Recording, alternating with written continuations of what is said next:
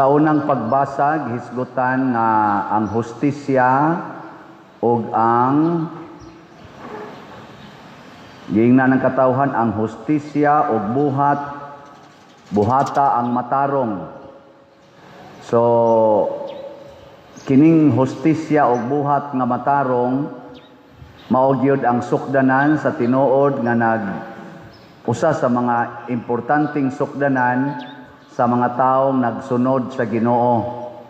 Ug ang usa sa timailhan nga naa na ning hustisya ug matarong nga buhat mao gyud ang pagtigom sa katawhan. Magkatigom gyud, magkahiusa gid ng mga tao basta naana na maghari na ng hustisya ug buhat nga matarong. Lingiya ang imong tupad ingna matarong imong binuhatan. Matarong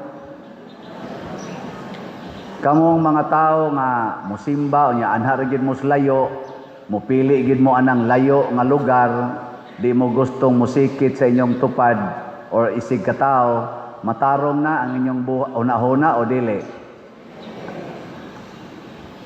Mayo kay wa mo mutingog. Mao na diri sa atong unang pagbasa niingon sa diri ang mga taong langyaw ayaw na sila og hatagi og problema. Dili unta sila makaingon nga sinalikway mis Ginoo. Pasabot i-appeal gid sila sa atong panagtigom. Mao na karon ang simbahang Katoliko nga gitukod ni Kristo mo welcome gyud sa tanan. Welcome dinhi ang mga buutan hastang mga buangon. Naman diha, nara na inyong tupad ang mga buangon. Nasa buutan diha. Welcome dinhi ang mga batignaong ug ang mga gwapo o gwapa. Welcome dinhi ang pobre ug ang dato. Welcome dinhi ang mga marites ug ang mga honest. Ana. Welcome dinhi ang nagpuyo-puyo ug ang nagpakasal. Welcome. Welcome sab dinhi ang mga kurakot ug ang mga manggihatagon. Welcome sab dinhi ang nagdinumtanay, way tinagdanay, pila na ka Christmas party ang niagi, wala gapoy tagdanay. Unsay magkadungan pagsimba. Welcome ra na nato. Ngano man kay ang hustisya mo welcome ginastanan, pero inig abot na sa saktong panahon mausa na siyay mo pinig. Ug unsaon man pagpinig sa hustisya ang binuhatan. Mao na diri sa atong ebanghelyo si Kristo miingon siya, og moingon ko nga ako ang Mesiyas, ako ray magsulti-sulti ana, ayaw kog tuhoy. Pangita sa amog mga saksi. Og kinsa may unang saksi niya, matud pa niya, pero wa kayo niya kinahanglana, ang gisulti sa tao, ang taong matarong nga mao si Juan nga magbubunyag, ang iyang igagaw nga mao'y nag-andam sa dalan nga iyang pag-aagian. Lingi ako no imong tupad. Ingna unsay imong ikasulti bahin ako. Ingna ba nya pasulti gyud. Ready, go. Ingna unsay imong ikasulti bahin ako. Og wa gani siya ikasulti bahin nimo, wa nay ayo tawhana. Karon orasa ba wa siya ikasulti para nimo? Amot lang. Ana yawan o na. Kinahanglan lagi siya ikasulti bahin nimo. Tupad gud mo. Di ba? Pangutanan ninyo mga asawa, ang inyong bana, iguli ninyo, dong unsay mo ikasulti bahin ako. Ana, mausad ang asawa, day, unsay mo ikasulti bahin ako. Kamo sa mga ginikanan, unsa may inyo ikasulti namo, day, dong, isip inyong ginikanan. Nga mga anak sad mangutana sa ginikanan. Ana, Pero dili kay na kuno kinahanglanon matud pa ni Hesus. Kay usahay ang isultian ng atong isig katao, di man mo igo sa atong tinuod nga kinabuhi. Kay mura man sa nailang nakita. Para bita karong bag-o katong nagrally ang atong simbahan, na may nagdag placard nga nagsulti, Paderciano Ubod, why side with the corrupt? Mura sa kog nauntol, ano man ni siya? Ang mao sa to iyang nakita nako. Pero kung mag-istorya tingali mi, kay man sa kog kaila adto niya, og mo pakita lang to siya nako, magtabi mi iya kong sultihan nganong iya kong ginganlag korap or kauban sa mga korap. Haron ako sa siyang sultihan, unsa sad nga akong kinabuhi nga akong gipuy-an nga para nako dili sad ko musahid sa korap. Kaysa akong side, wa man ko musahid sa korap. Ambot ka mo din bahala na mo diya. Wa sa ko maghimog korupsyon. Iya sa tong impresyon. So mo na ingos Hesus, di kay kumusalig anang isultis mga tao niya. Napaganito ni comment nga kaning mata aning nagdas placard bisag wa ni siya gisulti, speechless ni siya pero nagud siya gisuwat. Pero nagpakita kunog bravery, kaisog, kalig-on. Istoryahe. O man gani mo makig-istorya nako, ditso mo lang butag placard diha. Ang kanang tinuod nga taong lig-on og baruganan makig-istorya na sa tao nga iyang gustong komentaryuhan. Dili kay iagi dayon anang placard. Iagi dayon sa social media. Kamo unsa man yung ikasulti nako? Buangon ko, kurakot ko o buangon?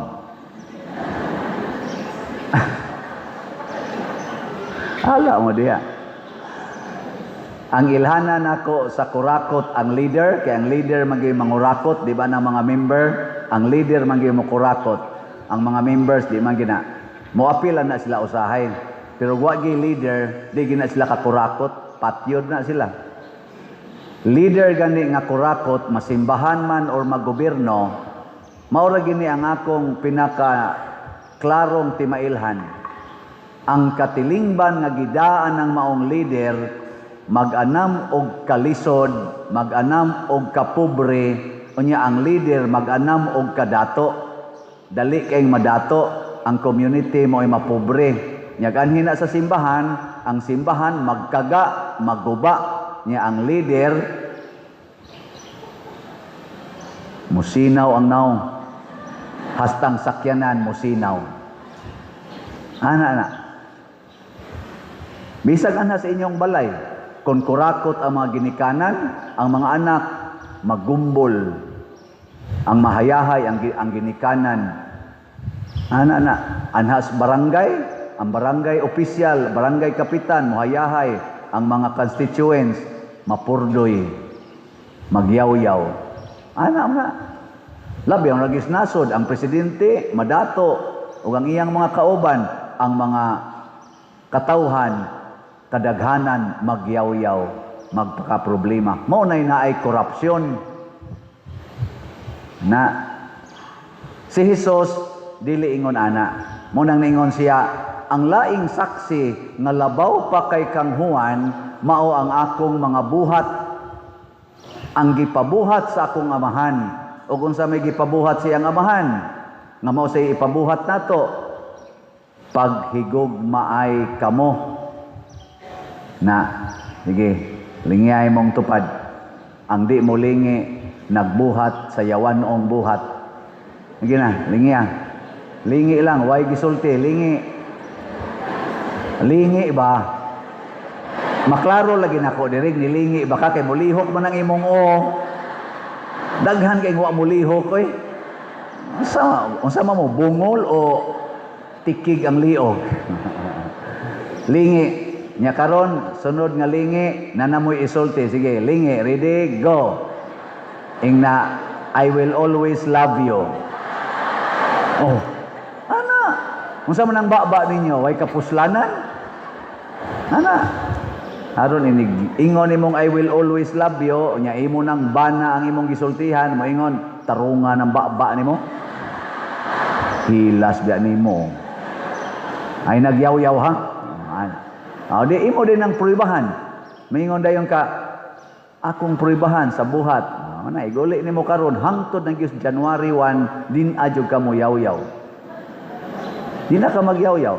Inig January 2, sugod na sad ka. Nya imo na sa nang bakuyon, inig unang misa ni Galio. May na lang na. Di ba? May na lang na. Naing naana.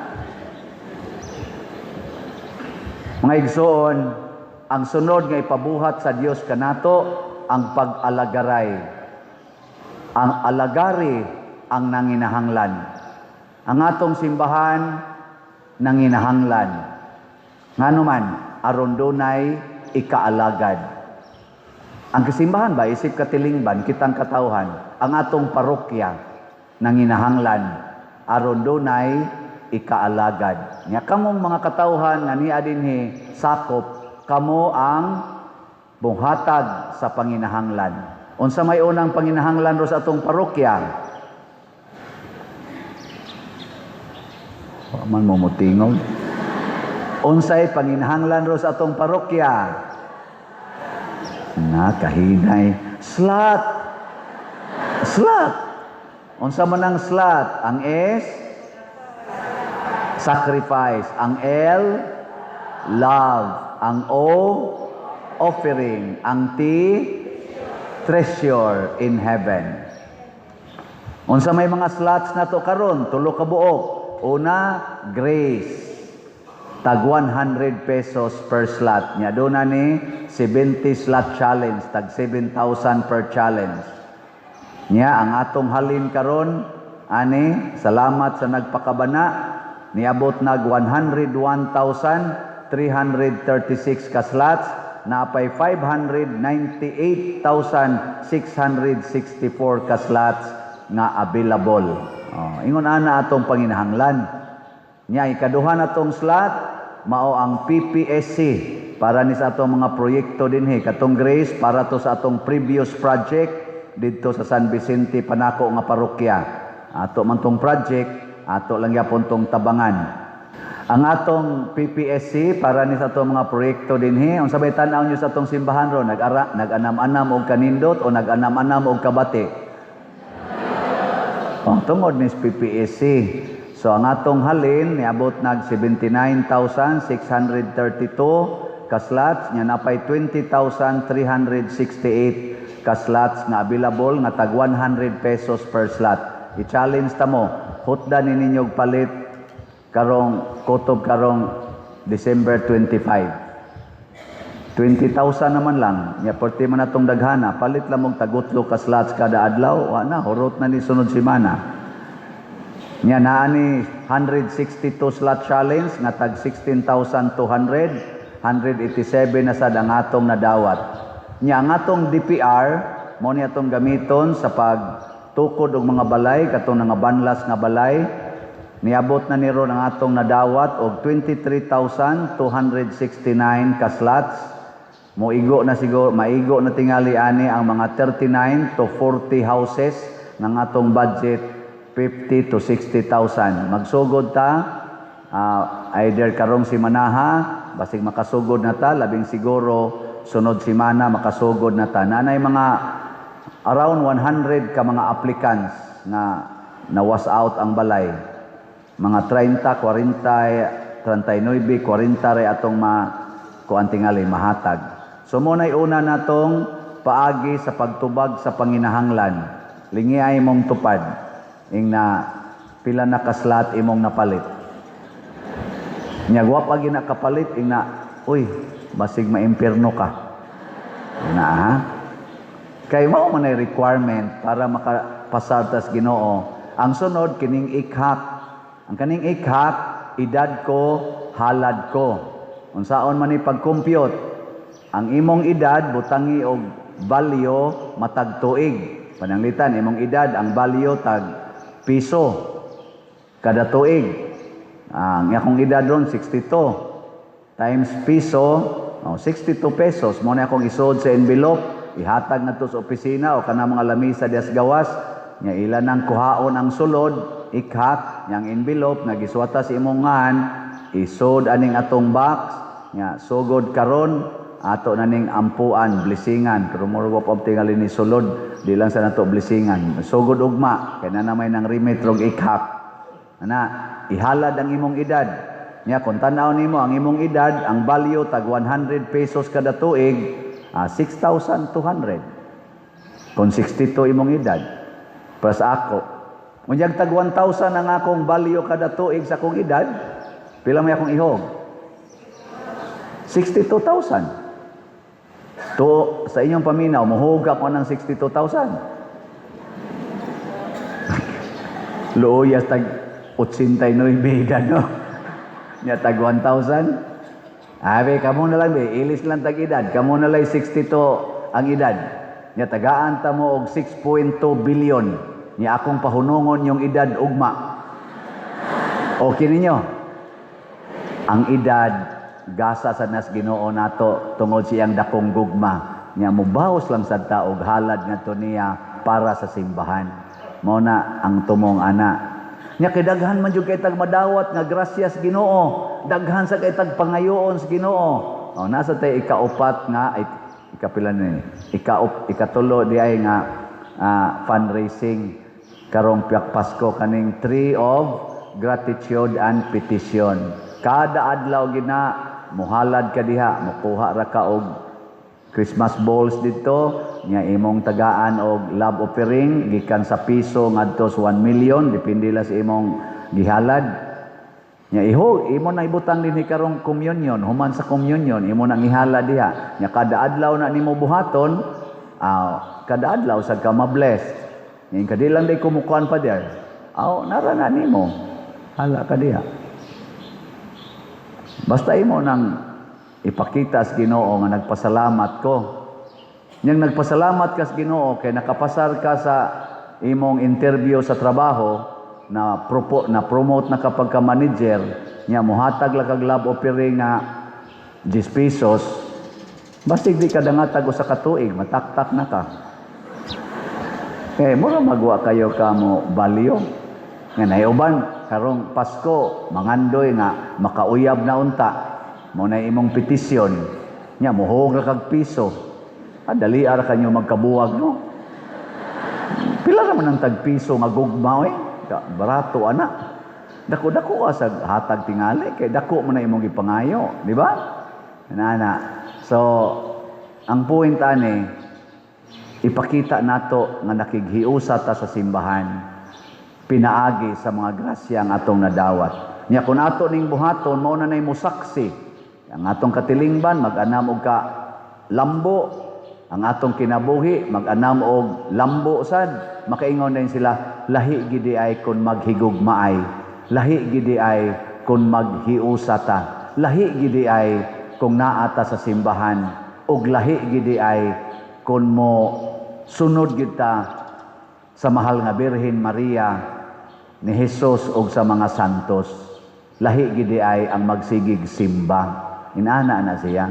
Sa una bitaw ingnon ko sigig simba, way bugas, usik-usik lamos kwarta diag pliti. Mulakaw pagud taon may mga 6 kilometers nya og naisakyanan makapliti mi.